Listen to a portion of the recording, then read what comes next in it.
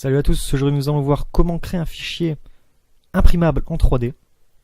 Parce que votre fichier SKP créé avec SketchUp, vous ne pouvez pas directement l'imprimer, vous avez besoin de l'exporter dans un format qui est imprimable.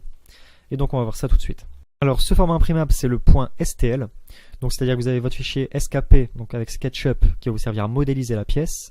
Mais ensuite vous allez devoir exporter ce fichier en .stl pour l'impression. Donc pour ça nous allons avoir besoin d'un plugin qui nous permet l'import et l'export des fichiers .stl. Donc on va aller dans l'extension Warehouse. Et ce plugin ça va être SketchUp STL que vous pouvez retrouver ici sur le côté. Donc on va cliquer dessus. Et voici le plugin. Vous voyez ici import et export des fichiers STL pour l'impression 3D. Donc moi ici j'ai le bouton de désinstallation parce que je l'ai déjà installé. Vous aurez ici installe. Donc vous cliquez dessus. Vous aurez une fenêtre qui va vous demander si vous voulez vraiment autoriser l'accès de cette extension à votre système. Donc vous cliquez sur oui. Et ensuite vous aurez à nouveau une fenêtre pour vous dire que pour vous confirmer que l'installation a été effectuée avec succès.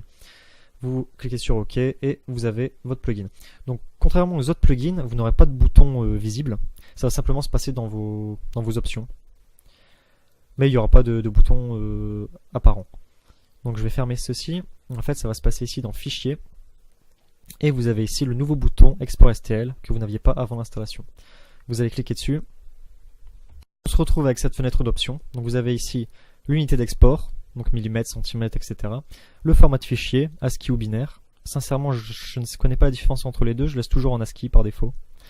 Et cette case à cocher, c'est pour exporter uniquement la sélection active.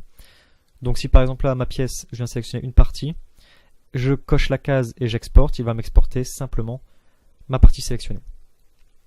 Voilà, donc personnellement, je laisse en général par défaut. À la limite, je mets l'unité d'export en millimètres parce que je bosse toujours en millimètres. Mais sinon, il n'y a pas trop de choses à régler là-dedans.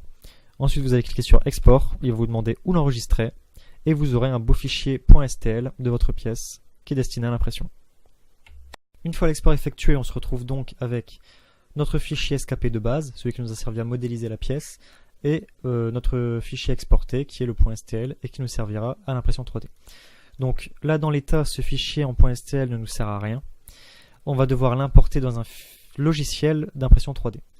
Donc si jamais vous avez une imprimante 3D chez vous, en principe le logiciel est fourni avec. Et si ce n'est pas le cas, vous pouvez en télécharger sur le net, mais vérifiez à ce qu'il soit compatible avec votre imprimante. Donc je vais vous montrer ça un petit peu plus dans les détails. Je vais lancer mon logiciel qui pour moi est XYZ War, qui était fourni avec la DaVinci Minimaker, qui est une imprimante d'entrée de gamme grand public.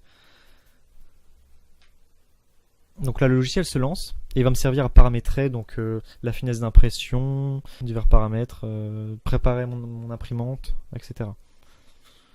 Donc là j'arrive sur le logiciel, donc vous voyez qu'il est vide. Je vais trouver donc le bouton d'import, donc pour moi c'est celui-ci. Là il me demande de choisir le fichier, donc ça va être celui-là. Problème détecté avec le modèle, souhaitez-vous que XYZ répare automatiquement l'objet? Ah bon, donc je vais faire OK. Il a détecté les petits problèmes qui n'étaient pas dans mon fichier en SKP. Donc visiblement il m'a réparé ça. Et ici donc je me retrouve avec ma pièce. Et je vais pouvoir, vous voyez, la déplacer par rapport à où je la veux sur la plaque. Vous pouvez lui faire une rotation, modifier son échelle, etc. Donc c'est ici que tous les derniers réglages vont se faire. Et au moment de l'impression, quand vous allez vouloir lancer l'impression, il va vous demander la finesse de gravure, etc. Il vous estimera le temps que ça prendra, etc. Donc ça c'est un petit peu plus technique. Je vais m'arrêter ici pour cette vidéo. J'espère que ça vous sera utile et que vous allez pouvoir imprimer pas mal de vos créations.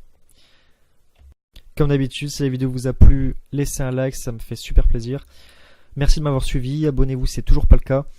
Et on se voit dans la prochaine vidéo. Bye!